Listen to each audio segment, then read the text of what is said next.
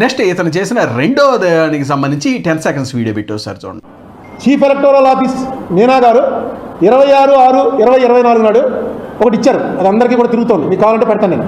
దాంట్లో ఆయన chief election officer ఆయన ఏమి ఇచ్చాడు, ఇవన్నీ కూడా కౌంటింగ్ అయిన 10 రోజుల్లో మొత్తం డిస్ట్రాయ్ చేయమన్నారు. అప్పుడే 20 రోజులు అయింది, 26వ తారీఖున ఇచ్చాడు ఆయన. అప్పుడే 20 రోజులు అయింది, ఇంకా ఎందుకు డిస్ట్రాయ్ చేయలేదు, వెంటనే అన్ని డిస్ట్రాయ్ చేయండి అని చెప్పి ఆయన ఇచ్చాడు. Section 81 of the representatives of people act దాని ప్రకారం 45 రోజుల వరకు అది సురక్షితంగా పెట్టించాలి. 45 days టైం ఇచ్చింది యాక్ట్. ఇక అసలు మీరు 10 రోజుల్లో మొత్తం డిస్ట్రాయ్ చేసేయండి అంటే ఇంక ఎలక్షన్ పిటిషన్ వేస్తాడు.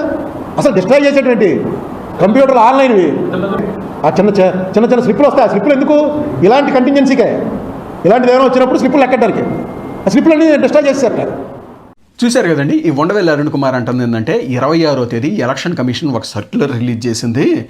ఈ వీవీప్యాట్ స్లిప్స్ని వీటన్నిటిని డెస్ట్రాయ్ చేయమని, ధ్వంసం చేయమని అని అనేసి. అసలు ఏంటి ఘోరం, మామూలుగా 45 రోజులు ఉంచాలి కదా, అసలు ఏంటి ఇది అన్నట్టు మాట్లాడుతూ ఉన్నాడు. మీకు చూస్తే ఇతను చెప్పిన ఆ సర్క్యులర్ ఇదే అన్నమాట. 26వ తేదీ ఎలక్షన్ కమిషన్ రిలీజ్ చేసింది. మీకు ఇందులో ఎక్కడైనా కానీ డెస్ట్రాయ్ చేయండి అనే వర్డ్ యూజ్ చేశారా? చేయలేదు కదా. మరి ఇతను ఏ విధంగా దాన్ని ధ్వంసం చేయమని అన్నారు అని సర్క్యులర్ ఇచ్చారు అని మాట్లాడతాడు. ఇతను దేన్ని బేస్ చేసుకొని మాట్లాడాడంటే ఇక్కడ పైన బర్న్ట్ మెమరీ అని యూజ్ చేశారు కదా, ఆ బర్న్ట్ మెమరీ అనే మాటని ఇతనుండి తగలబెట్టడము అనే అర్థము దానికి అన్నట్లు అనుకొని మాట్లాడుతున్నాడు అనమాట. మీకు బర్న్ట్ మెమరీ అని అనేసి అంటే మనకి ఈవీఎంలకు సంబంధించి ప్రోగ్రామ్ కానీ డేటా కానీ ఉంటుంది కదా మైక్రో కంట్రోలర్స్లో, దాన్ని బర్న్ట్ మెమరీ అని అనేసి అంటారు. అంతేగాని తగలబెట్టడం అని కాదు దాని అర్థం. మీకు అంతెందుకు, ఇప్పుడు మనం జిమ్కి కానీ జాగింగ్ కానీ వెళ్తాము, వెళ్ళినప్పుడు ఎన్ని క్యాలరీస్ బర్న్ చేశారు అని అనేసి అంటారు. దాని అర్థం ఎన్ని క్యాలరీస్ బర్న్ చేశారంటే తగలబెట్టారు అని అనేది అర్థం కాదు కదా. మీకు ఈ బర్న్ట్ మెమరీకి సంబంధించి అది కూడా క్లియర్గా మెన్షన్ చేశారు. ఎలక్షన్ కమిషన్ ఆఫ్ ఇండియా ఇచ్చిన standard procedure, administrator standard procedure ప్రకారము అని అనేసి.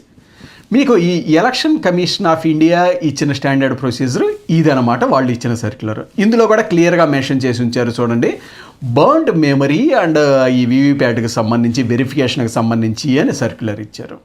మీకు ఆ ఎలక్షన్ కమిషన్ ఆఫ్ ఇండియా దేన్ని బేస్ చేసుకొని ఇచ్చారు అది కూడా క్లియర్గా చూడండి. వాళ్ళు చెప్పారు సుప్రీంకోర్టు ఇచ్చిన జడ్జిమెంట్ని బేస్ చేసుకొని ఈ బర్న్ట్ మెమరీకి సంబంధించిన వెరిఫికేషన్కి సంబంధించిన ఈ ప్రొసీజర్ మేము ఇస్తున్నాము అని అనేసి ఇచ్చారు.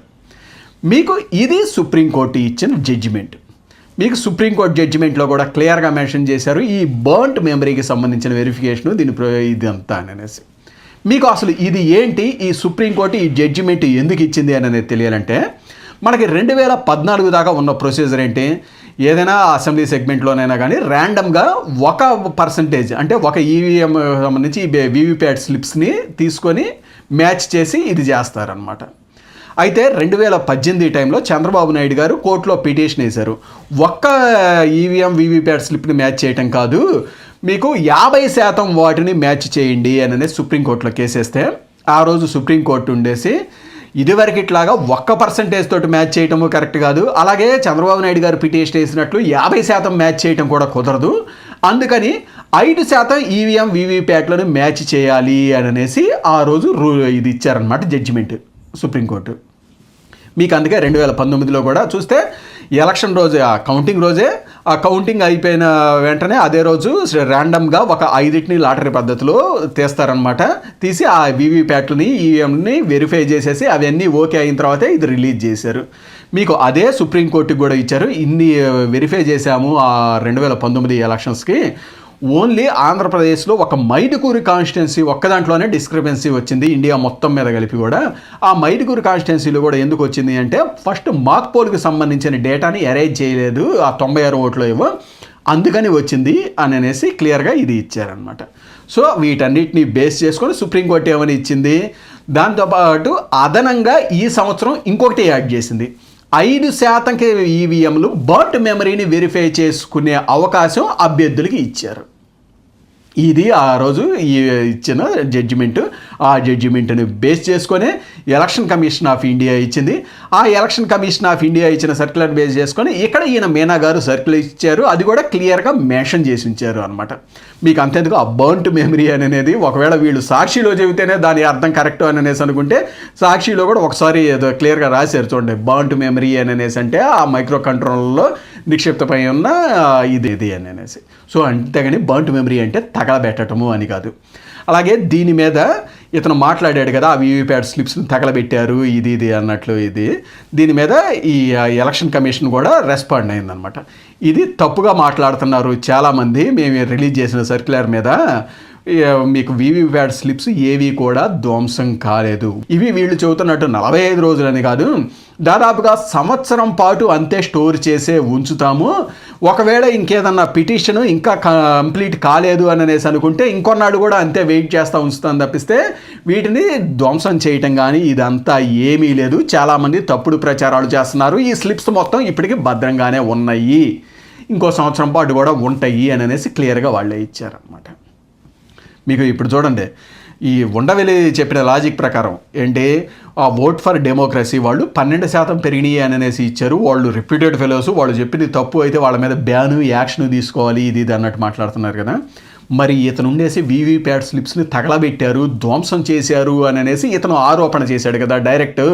ఇతను కూడా రిపీటెడ్ ఫెలో కదా, ఇతను ఎలాంటి వ్యక్తి అని అనేది మళ్ళీ చాలామందికి తెలిసి ఉండొచ్చు. కానీ బయటకు చూసేటప్పుడు ఏమని కనపడుద్ది, 2 సార్లు ఎంపీ, సీనియర్ రాజకీయ నాయకుడు, అది ఇది అని అనేసి ఒక డిస్క్రిప్షన్ ఉంటుంది కదా.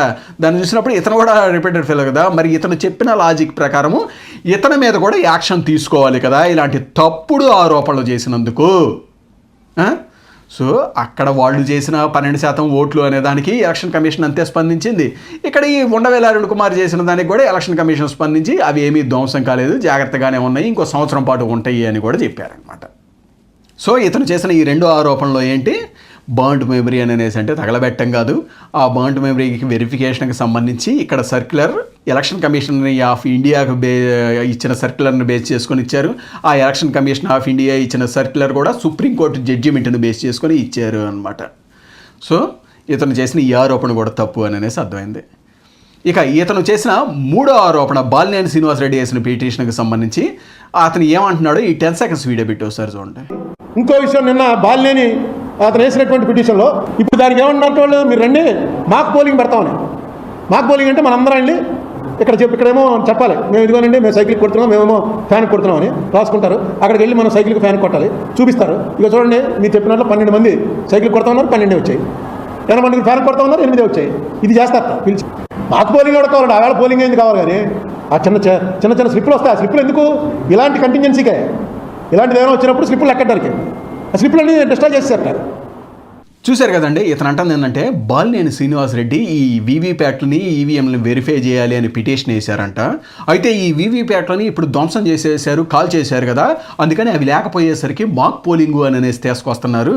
అసలు ఈ మాక్ పోలింగ్ ఎవరికి కావాలండి, ఏంటండి ఇది అనేసి మాట్లాడుతున్నాడు ఈ ఉండవెల్లి అరుణ్ కుమార్. మీకు ఆ వీవీప్యాట్ స్లిప్స్ అవన్నీ ఏమీ ధ్వంసం కాలేదు, అవి దాదాపు సంవత్సరం పాటు మా దగ్గర జాగ్రత్తగానే ఉంటాయి అని అనేసి ఎలక్షన్ కమిషన్ రిప్లై ఇచ్చింది ఇది అనమాట. అలాగే అసలు ఇతను ఏ విధంగా అనుకున్నాడు, ఆ బర్న్ట్ మెమరీ అనే దాని అర్థాన్ని ఏ విధంగా తప్పుగా అనుకున్నాడు అని అనేది కూడా మనకు క్లియర్గా చూసాం ఇందాక. ఇది ఒకటి.